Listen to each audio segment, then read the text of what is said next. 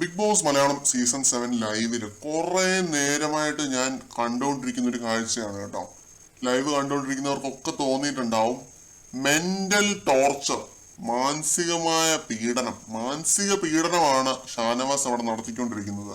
ഒറ്റ സുഹൃത്താണെന്നും പറഞ്ഞ് പുറകെ നടന്നുകൊണ്ടിരുന്ന അനീഷിനെ മാനസികമായിട്ട് പീഡിപ്പിച്ചുകൊണ്ടിരിക്കുകയാണ്. അതും ആ ഒരു കാര്യം ക്യാമറ സ്പേസ് എന്നോ എന്തോ പറഞ്ഞ ആ ഒരു കാര്യം വെച്ചിട്ട് അങ്ങ് പീഡിപ്പിച്ചുകൊണ്ടിരിക്കുകയാണ്. നിർത്താതെ ഉള്ള ടോർച്ചർ. അത് വായ്ത്താളമടിച്ച് ഒയ്യോ സഹിക്കത്തില്ല കേട്ടോ. അമ്മാതിരി ആ ലെവല് വെറുപ്പിക്കലായിരുന്നു ഷാനവാസ് ലൈവിനകത്ത്. എന്ത് വെറുപ്പിക്കലാണ്. ആ മനുഷ്യൻ പറഞ്ഞത് എന്താണ്? എന്റെ മുന്നിൽ നിന്ന് മാറി നിൽക്കുക, എന്നെ കിട്ടുന്നില്ല ക്യാമറയിൽ, എനിക്ക് കാണാൻ പറ്റുന്നില്ല, കണക്ക് കൂട്ടാനായിട്ട് പറ്റുന്നില്ല, ക്യാമറയിൽ എന്നെ കിട്ടുന്നുണ്ടാവത്തില്ല, എന്ന് മാറി നിൽക്കുക എന്നാ പറഞ്ഞത്. അതിന് കയറി ഇങ്ങ് പിടിച്ച് ആളി കത്തിച്ച് വലിയ ഷോ ഇറക്കി. ഇമാതിരി ഷോ എന്നൊക്കെ എന്റെ പൊന്നോ, രാവിലെ തൊട്ട് തുടങ്ങിയതാണ് ഈ മനുഷ്യൻ ഈ വെറുപ്പിക്കല്. അനീഷ് വളച്ചൊടിക്കലാണ്, അനീഷ് തെറ്റിദ്ധരിപ്പിക്കലാണ്, അനീഷ് മാടയാണ്, തേങ്ങയാണ്, കോടയാണ്, ഇങ്ങനെയൊന്നും അല്ല, പ്യുവർ ആയിട്ടുള്ള നല്ലൊരു ആത്മാർത്ഥതയുള്ള ഒരു മനുഷ്യനായിട്ട് വാ എന്നൊക്കെ പറഞ്ഞ് അനീഷിനെ വെറുതെ അങ്ങ് ടോർച്ചർ ചെയ്തോണ്ടിരിക്കുകയാണ്. അന്നപ്പോ തൊട്ട് തുടങ്ങിയതാണ്. നെവിൻ ഇടയ്ക്ക് കയറി വരുന്നുണ്ട്, പിന്നെ അക്ബർ ഷാനവാസിനൊപ്പം കൂട്ടിനുണ്ട്.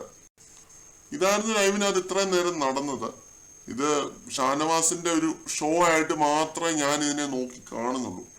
അനീഷിന്റെ ഭാഗത്ത് ന്യായമുള്ള കേസ് തന്നെയാണ്. അവർ ക്യാമറയുടെ മുന്നിൽ നിന്ന് മാറി നിൽക്കുന്നു പറഞ്ഞ ആ ഒരു സംഭവം, അത് ക്യാമറ കോൺഷ്യസ്നെസ് ഇല്ലാത്തത് കൊണ്ടാണ് അനീഷ് അങ്ങനെ പറഞ്ഞതെന്നുള്ളത് വിവരമുള്ളവർക്ക് മനസ്സിലാവും. അല്ലാത്തവർക്ക് വേണമെങ്കിൽ വിമർശിക്കാം, ട്രോളാം, എന്ത് വേണമെങ്കിൽ ചെയ്യാം, കരിവാരി തേക്കാം, വിമർശിക്കാം.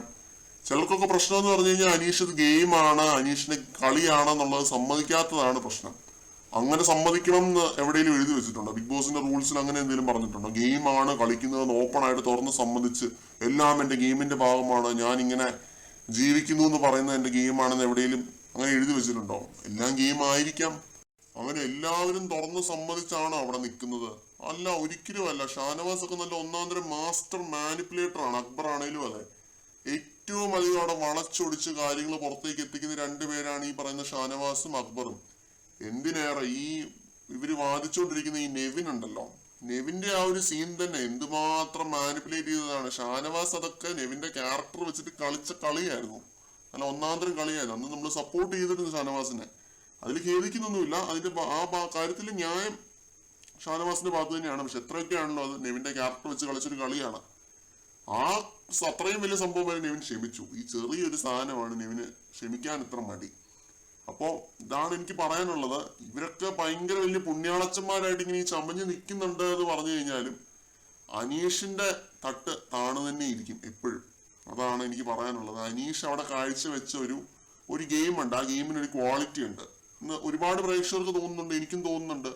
കുറ്റം പറഞ്ഞിട്ടില്ല, തെറി പറഞ്ഞിട്ടില്ല, ഒരു രീതിയിലുള്ള കുറ്റങ്ങള് അന്തിച്ചർച്ച നടത്തി ഒരാളെ കരിവാരി തേക്കാനായിട്ടുള്ള കാര്യങ്ങളൊന്നും തന്നെ അവിടെ ചെയ്തിട്ടില്ല. ഷാനവാസിനെ പോലെ ഫിസിക്കൽ അഗ്രഷന് തുടക്കം കുറിച്ചിട്ടില്ല.